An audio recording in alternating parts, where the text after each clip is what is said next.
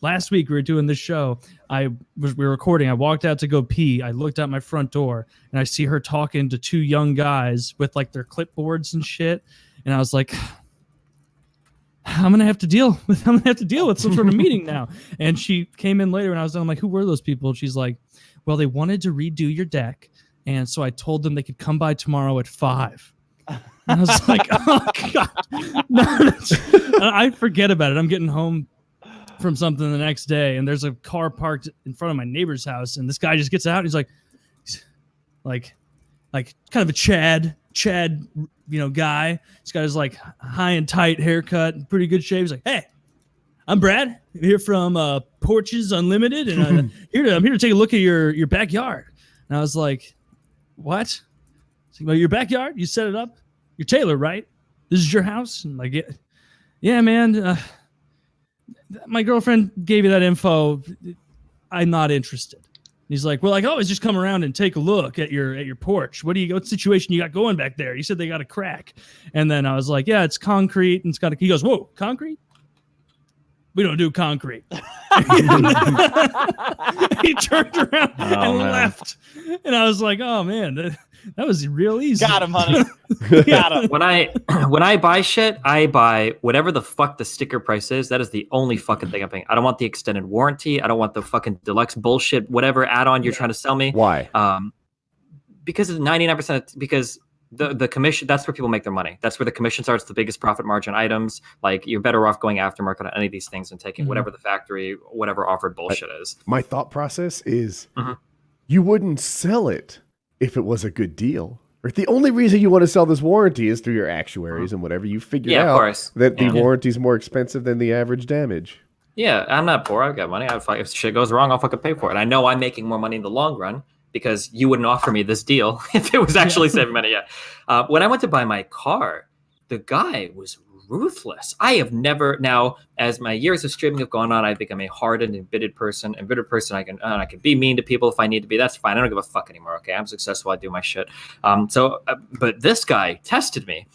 So we go through the things. Okay, blah blah blah. Here's your interest. Blah blah blah. And and he starts to like, wow, you're a very smart guy. Like I can tell. Blah blah. And I'm like, yeah, thanks. I try.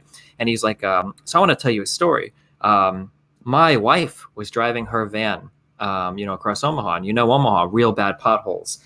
She destroyed a wheel and had to get it fixed. The wheel and the tire cost her almost $1,500. If you get this tire and wheel insurance or whatever the fuck it was, this is only $50 like every 6 months. Like it'll save you blah, blah, blah, blah, blah. And I'm like, man, that must have been a really expensive wheel. When I broke mine, it was only like $200 or $300. I don't want it though. Thank you. And he's like, okay. And then he went through like 3 or 4 different packages. And I was like, very clear. I was like, no, I'm good. I don't want it. Thank you though. And he's like, what if I told you I would take some money off the car to give you like the warranty? And I'm like, no, I'm good. I would just rather buy it. And he's like, you understand that all of the money that I make is coming from these sales. And I'm like, I don't know what I'm supposed to fucking say to you. Like, it's not my fucking job to pay your fucking check. Like, what the fuck? I'm not a fucking IHOP trying to give you a fucking tip for some pancakes. Like, I want a fucking car. Like, what the fuck? Why are you doing this to me? And I'm like, I'm sorry, but holy shit. And he was like, and as he's entering it in real passive, he's like, well, I'm just saying, like, I'm making pretty much nothing on this sale. It's like, what the fuck? It's not my fucking problem. Why are you making this my problem? This is your career, okay? It's just a sale for me, okay? This is your fucking life. You figure that shit out, all right? Jesus Christ. This guy's a prick. I hope his wife gets in another tire room. Holy fuck. I'm tempted to slip him like a crisp $2 bill. Here, bro. Oh, God. I'd take one of those. I haven't seen one of those in a while. I'm getting overdue from our other friends at SmartMouth. Everyone hates talking to someone with bad breath. That humid, awful smell keeps you from focusing on anything other than finding an excuse to leave. Now just think about all the times you were the gross, smelly one, and the other person was thinking about trying to get away. You probably can't think of any examples. That's because we rarely have a good read on our own breath odor. In other words, you could be walking around with trash mouth and not even realize you're grossing everybody out. That's why SmartMouth was invented. SmartMouth's clinically proven 2-liquid formula combines to eliminate bad breath and prevent bad breath from returning all day. Rinse once in the morning for all-day clean breath and once before bed to prevent morning breath. Just 2 uses a day and you'll never have bad breath. Guaranteed. Whether the boardroom or the bedroom, having confidence in your breath spells success. Go to smartmouth.com/PKA for a free coupon. You can find SmartMouth products in the oral health aisle at Walgreens, CVS, Target, Rite Aid, Amazon, Walmart, or wherever you shop. Once again, that's smartmouth.com/PKA for your coupon. So get some good breath and get laid, fellas. Some of you guys due for a refill. I don't want to throw stones. Some of you guys have never had it. Check it out. Yeah, get that and do it safely with ExpressVPN. So I have a together. Patreon question. Are you guys ready for this? Yeah, Patreon. Yes. I forget what level it is. Maybe $10. You can ask questions. $10, yeah. Here it is. If you were to wake up in prison and call your significant other to tell him what happened, what would your significant other initially think you were in prison for?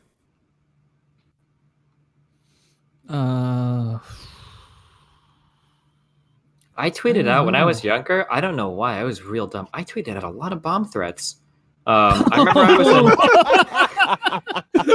I remember that I was at ATL. Why would you do that? This was the only time in my life. You know, they say go to an airport 2 hours early. I'm in there fucking 35 minutes early, skittering by on the fucking. I don't want to wait in the airport. I don't want to stand everybody. I want to go in, go through security.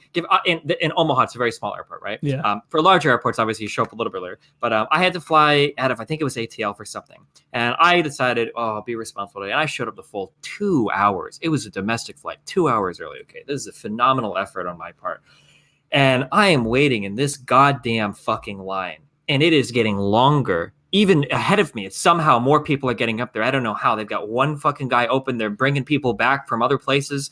And I'm standing there for an hour, okay? And this is back in 2013, before we had chairs that came out of our fucking asses, right? I had to stand on my own 2 legs, okay? No shortcuts or anything.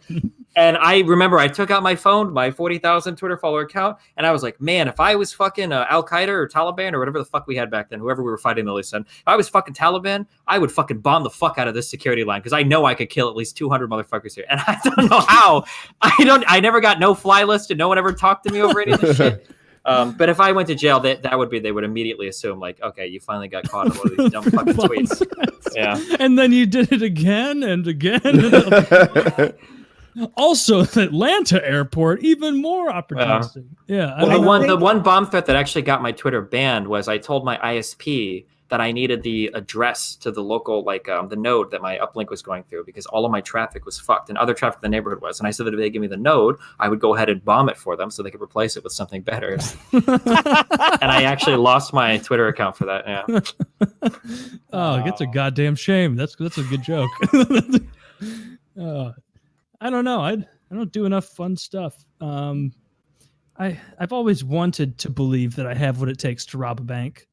And if I found out that I had cancer, I would absolutely put all of my time, effort, and money into learning how to rob a bank and pull off a heist. So maybe that. It's just something fun about that to me. I get blank stares when I talk about this because I think I'm the only one who thinks all the time about robbing a bank and how fun it would be. I keep seeing these bank robbers get away with non-life-changing amounts of money. You know, $1,000, $3,000. Welcome, but in my fantasy, it's more than that. Yeah, and I'm dressed as the Joker. The with the you need to watch. What is the movie I keep recommending? The Heist, Money Heist, Money Heist. I think it's called. You don't know Money Heist? I don't know. It's on Netflix, and I'm sure you'd really enjoy it. They really plan out an elaborate heist. I do love bank robber movies. Yeah. Can I get somebody here? So I've never asked someone because it would sound incredibly weird. Okay. But can someone here confirm at gas stations and shit, do they really only ever have like $20 at the register? How is that possible? What if somebody comes in? Lying. They have to be.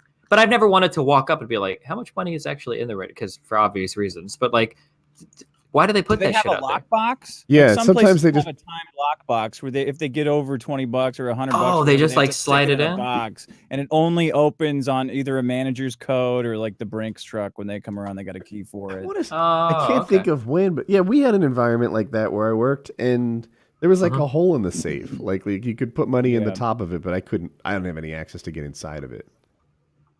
Gotcha. Yeah. I've always wanted to walk in and like try to be cute. Like I'll get like a bag of Cheetos and I'll pay with like a 50 and I'll see what they give me for change and I could get them. But I never had a $50 bill, so I never got to test it out. Now I don't care that much. So I texted my wife. I was calling you from jail. What would be your first guess at my crime? And she said trespassing. That's what you think of me? That's what you think of me? That's the coolest thing I do? I am the one who knocks. That was such a senior citizen response too. Not to knock either of you, but trespassing. On purpose or on accident? Does it get worse? She's typing something. I've got the 3 little dots. We'll see if anything good comes in. Might get a lot cooler. Don't worry. Probably exposing myself. That would be. I could easily see me doing that, being too drunk. I hate pants. I fucking hate pants with a passion. You hate shorts? I hate wearing clothes. I hate it. Oh. Always well, have. what's wrong with you? You don't need a shirt for this show. Woody, I've embarrassed myself enough on the drunk show. Maybe next time you'll get lucky and I'll just shit for you, but it's not going to be today. I could see that one. Or drugs. Maybe possession. They're making it harder to get arrested in California with possession now, though. I've got faith. Every year. Not rape, though. I want to make that clear. It's so suspicious. Well, it totally wouldn't be rape. Jesus. Definitely not underage rape. That's not what anyone would think. Definitely